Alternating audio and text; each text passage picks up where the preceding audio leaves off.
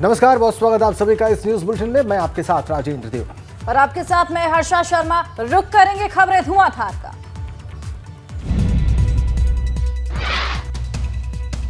चमोली के जोशीमठ में जमीन धंसने को लेकर आज उच्च स्तरीय समीक्षा बैठक करेंगे सीएम पुष्कर सिंह धामी। शाम 6 बजे होने वाली बैठक में मुख्य सचिव समेत तमाम अधिकारी हिस्सा लेंगे। उत्तराखंड के जोशीमठ में जमीन धंसने से 500 से ज्यादा घरों में दरारें आई। जोशीमठ को औली से जोड़ने वाले सबसे लंबे रोपवे को फिलहाल बंद कर दिया गया है। जोशीमठ में घरों में दरारें आने के बाद 43 परिवार को सुरक्षित जगह पर पहुंचाया गया। डीपीसी और एचसीसी को 4000 टेम्पररी घर तैयार करने को कहा गया। जोशीमठ में हो रहे भूधसाव के बाद प्रशासन के द्वारा राहत और बचाव का काम शुरू। प्रभावितों को नगर पालिका के रैन बसेरों में शिफ्ट किया गया। भूधसाव से क्षतिग्रस्त होटल्स को खाली करवाकर पर्यटकों के रुकने पर पाबंदी लगा दी गई। जोशीमठ में भूधसाव पर सीएम धामी का बयान। कहा, हम जोशीमठ के हालात पर नजर बनाए हुए हैं। आपदा प्रबंधन के सचिव और अधिकारी वहां कैंप कर रहे हैं। इसके साथ ही जो पुरानी रिपोर्ट है उनका भी अध्ययन किया जा रहा है। जोशीमठ को लेकर हम लोग लगातार नज़र बनाए हुए हैं, लगातार सभी से संपर्क में हैं। वहाँ पर हमारे आपदा प्रबंधन के सचिव कुमाऊं, हमारे गढ़वाल के कमिश्नर, सभी लोग वहीं पर कैंप कर रहे हैं। और साथ ही जो पुरानी रिपोर्ट जो आई है वाडिया समेत रुड़की और अन्य संस्थानों की जो रिपोर्ट है, उस रिपोर्ट का भी हम अध्ययन कर रहे हैं।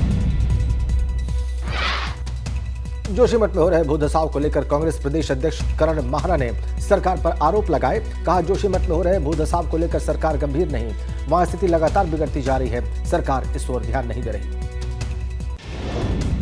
देर कर दी और जब लोगों ने वहां मशाल जुलूस निकालने शुरू कर दिए, लोग सड़कों में बैठने शुरू हुए, लोगों के घर टूटने शुरू हुए, पुश्ते टूटने शुरू हुए, तब जाके अब सरकार की नींद खुली है। वहाँ के आदरणीय विधायक जी जो वर्तमान में हैं, भंडारी जी, और वहाँ के लोकल के लोग जब मिलने गए तो उनके संग जो व्यवहार यहाँ देहरादून में हुआ, जो उन लोगों से बातचीत के बाद पता चला, वो भी निश्चित ही खेद।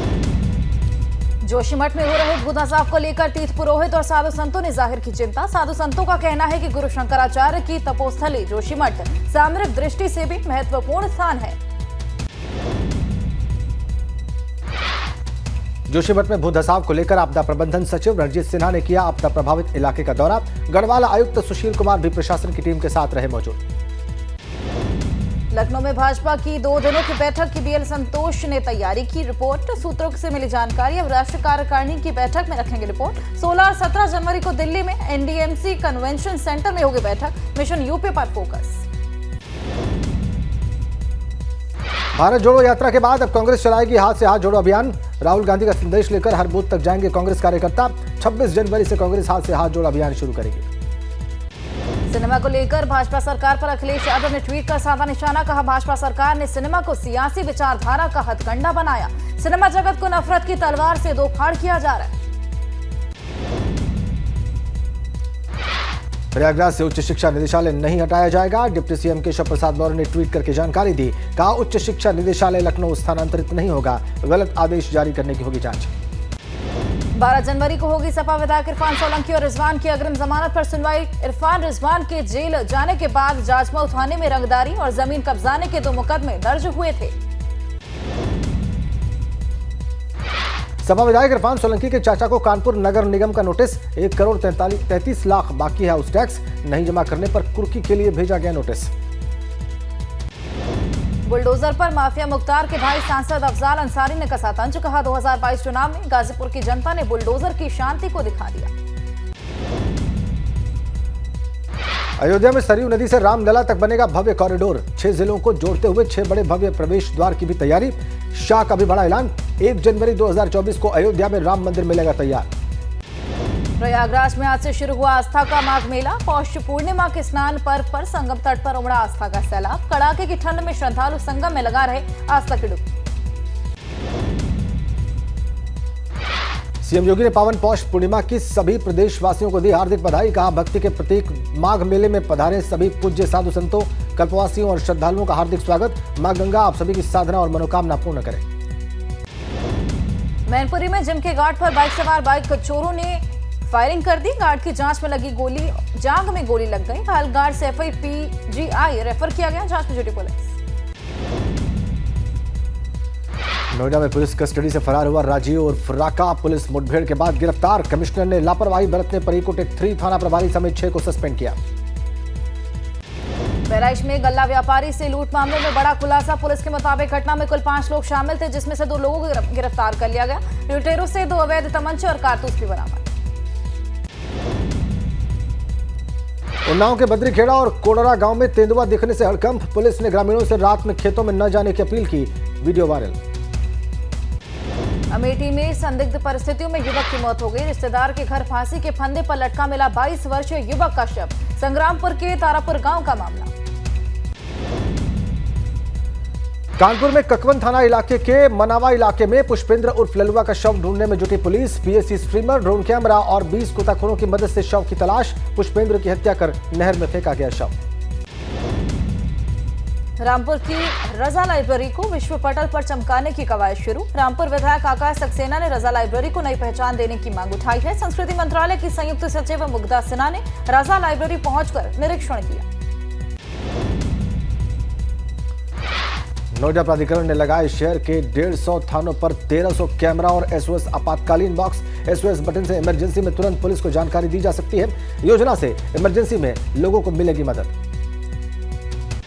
Joint commissioner law and order Lucknow Piyush Modia ने चलाया विशेष अभियान। पुलिस और होमगार्ड विभाग द्वारा जनता के साथ की जा रही जालसाजी के विरुद्ध चलाया अभियान। देहरादून कांग्रेस के अंदर एक और कलह। यूथ कांग्रेस के पोस्टर से कांग्रेस प्रदेश अध्यक्ष करण मारा के फोटो गायब। सिर्फ कांग्रेस के पूर्व प्रदेश अध्यक्ष प्रीतम सिंह, पूर्व महानगर अध्यक्ष लालचंद शर्मा समेत अन्य नेताओं के फोटो छपवाए गए। हल्द्वानी में अतिक्रमण पर कार्रवाई पर रोक के बाद लोगों में खुशी। 4360 घरों पर ध्वस्तीकरण की कार्रवाई पर कोर्ट ने स्टे लगाया। लोगों ने एक दूसरे को मिठाई खिलाकर खुशियां मनाई। टिहरी में घनसाली और चमियाला नगर पंचायत की बड़ी लापरवाही सामने आई। एनजीटी के नियमों की खुलेआम उड़ाई जा रही धज्जियां। रोड के किनारे खुलेआम कूड़ा डंपिंग जोन बनाया गया। सारा कूड़ा भिलंगना नदी में जा रहा है। कूड़ेदान की वजह से इलाके में फैल रही दुर्गंध, गंदगी से बीमारियों के फैलने का बढ़ रहा खतरा। स्थानीय लोग लगाकर कूड़ेदान का कर रहे हैं विरोध, लेकिन प्रशासन की तरफ से कोई भी कार्रवाई नहीं हुई अभी तक। बागेश्वर के भटनीकोट में महिलाओं ने किया खड़िया माइन संचालक के खिलाफ प्रदर्शन। महिलाओं ने खड़िया माइन संचालक को चेतावनी दी। कहा, अगर सड़क पर रखे कट्टे नहीं हटाए गए तो आंदोलन बड़ा होगा।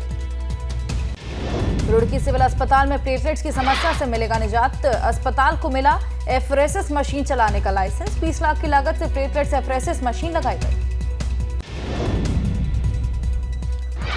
पौड़ी में कलजीखाल ब्लॉक के नलई गांव में जल जीवन मिशन में घोटाले का मामला। जिलाधिकारी से मामले में शिकायत की गई। जिलाधिकारी ने ग्रामीणों को दिया निष्पक्ष जांच का भरोसा।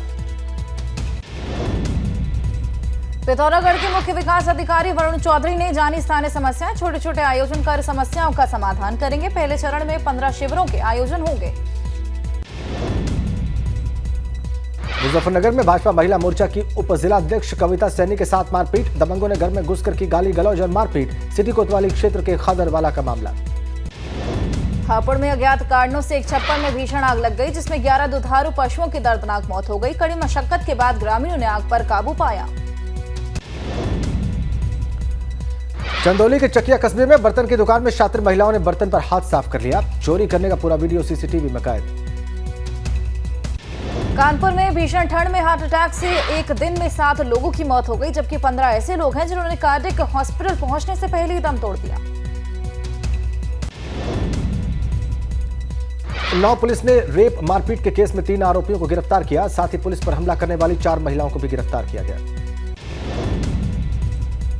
लखनऊ में दबंगों ने फार्म हाउस पर जमकर बवाल किया। बवाल का वीडियो सोशल मीडिया पर वायरल। पीड़ित ने फायरिंग का भी आरोप लगाया।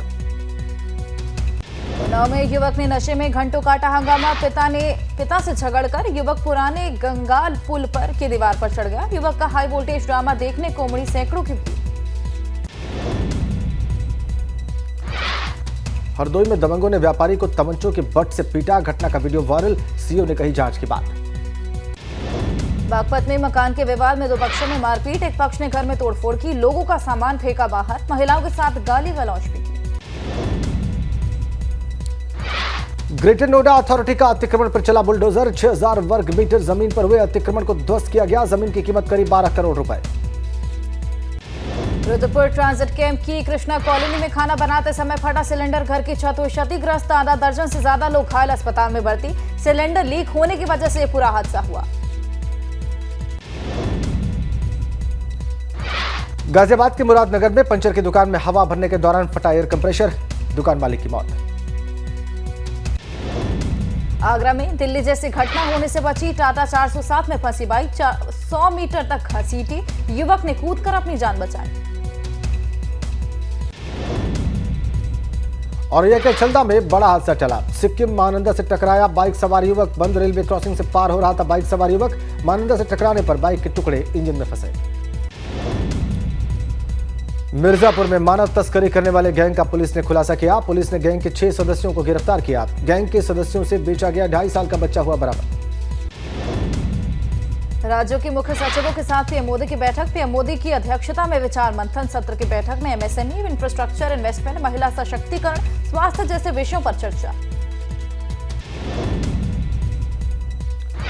पीएम मोदी 27 जनवरी को करेंगे परीक्षा पे चर्चा, छात्रों, शिक्षकों और अभिभावकों को करेंगे संबोधित। पीएम मोदी ने ट्वीट करके जानकारी दी, एक प्रतियोगिता की भी घोषणा की।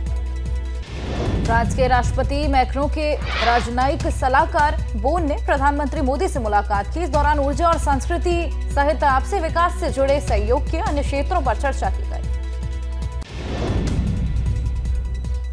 अंडमान निकोबार दौरे पर राजनाथ सिंह पहुंचे पोर्ट ब्लेयर, बोले गलवान में हमारे जवानों ने बेहतरीन जज्बा दिखाया, बाहर कुछ भी बोला जाए लेकिन मैं जानता हूं कदम कदम पर क्या हुआ। पोर्ट ब्लेयर पहुंचे राजनाथ सिंह ने सेना का बैंड का परफॉर्मेंस देखा और सैनिकों के साथ जो बोले सोने हाल के नारे लगाए। विपक्ष को लेकर कांग्रेस सांसद जयराम रमेश का बयान, कहा कांग्रेस के मजबूत होने से मजबूत होगा विपक्ष। बिहार की समाधान यात्रा के दौरान नीतीश कुमार ने दिए पूरे देश की यात्रा के संकेत, विपक्षी एकता को मजबूत करने के मकसद से निकाल सकते हैं भारत भ्रमण पर। आतंक पर सरकार की करारी चोट, लश्कर के प्रॉक्सी टीआरएफ को आतंकी संगठन घोषित करके लगाया गया बैन, कमांडर सज्जाद गुल आतंकी घोषित। पाकिस्तान प्रायोजित आतंकवाद को ध्वस्त करने के लिए पुलिस और सेना एक्शन में, जम्मू कश्मीर पुलिस ने कुपवाड़ा में कई स्थानों पर छापे मारे, आतंकवादियों के संदिग्ध रिश्तेदारों के घरों में तलाशी। विदेश से दिल्ली एयरपोर्ट पहुंचे 19,000 के करीब यात्रियों की अब तक रैंडम टेस्टिंग की गई, इनमें से कुल 124 यात्री कोरोना से संक्रमित पाए गए। यह आंकड़ा 24 दिसंबर से 3 जनवरी के बीच का है। जिन 124 यात्रियों में कोरोना पॉजिटिव पाया गया था, उनकी जीनोम सीक्वेंसिंग जांच कराई गई थी, जिनमें से 40 में से 11 सैंपल में ओमिक्रॉन के नए वेरिएंट मिले हैं। ये वेरिएंट अभी यूरोपीय देशों में सक्रिय है। केंद्रीय स्वास्थ्य मंत्री मनसुख मंडाविया ने नागरिकों से बेवजह घबराने से परहेज करने का आग्रह किया, लेकिन साथ ही सतर्क रहने और सरकार द्वारा जारी नियमों का पालन करने की भी बात कही। श्रीलंका के खिलाफ दूसरे T20 में भारत की हार, श्रीलंका ने 16 रनों से मात दी, 206 रनों के लक्ष्य को नहीं छू सकी टीम इंडिया, हार्दिक पांड्या की कप्तानी में पहली हार। सूर्य कुमार यादव और अक्षर पटेल की अर्धशतकीय पारियों के बावजूद 16 रनों से मिली हार, भारत के ऊपरी क्रम का खराब प्रदर्शन। पहले मैच में हार के बाद श्रीलंकाई कप्तान दासुन शनाका ने शानदार कप्तानी पारी खेली। शनाका ने सिर्फ 22 गेंदों में 6 छक्कों और 2 चौकों से नाबाद 56 रनों की पारी खेली। दूसरे मैच में भारतीय गेंदबाजी ने किया निराश, इनिंग में 7 नो बॉल डाले, वहीं 4 वाइड भी फेंकी। इसके अलावा शिवम मावी ने 4 ओवर में 53 और अर्शदीप सिंह ने ओवर में 37 रन लुटाए। दूसरे मैच की हार के बाद टीम इंडिया और श्रीलंका के बीच आखिरी T20 कल राजकोट में खेला जाएगा। इसके बाद पहला ओडीआई 10 जनवरी को खेला जाएगा। भारत श्रीलंका के बीच 10 जनवरी को होगा पहला वनडे मैच। गुवाहाटी में असम क्रिकेट बोर्ड में शुरू होंगी तैयारियां। बिजली कटौती कई बार बन सकती है बड़ी समस्या। बीसीसीआई अध्यक्ष जय शाह ने जारी किया इस साल होने वाले एशियाई कप का कैलेंडर। भारत और पाकिस्तान को एक ग्रुप में रखा गया, जल्द तारीखों की भी घोषणा होगी। जय शाह के एशियाई क्रिकेट का कैलेंडर जारी करते ही पाकिस्तान बोर्ड में हलचल मच गई। पीसीबी अध्यक्ष नजम सेठी बोले, ये कैलेंडर एक तरफा है, दोनों देशों के क्रिकेट बोर्ड में बड़ी अनबन। हॉकी विश्व कप से पहले ओडिशा सीएम पटनायक ने विश्व कप के लिए किया खेल गांव का उद्घाटन। इस दौरान वे भारतीय टीम के खिलाड़ियों से भी मिले। 13 जनवरी को भारत का पहला मुकाबला स्पेन से होगा। ओडिशा के सीएम नवीन पटनायक का बड़ा ऐलान, भारत के हॉकी वर्ल्ड कप जीतने पर हर खिलाड़ी को दिया जाएगा 1-1 करोड़ रुपए का इनाम। इस बार भारत कर रहा है वर्ल्ड कप की मेजबानी।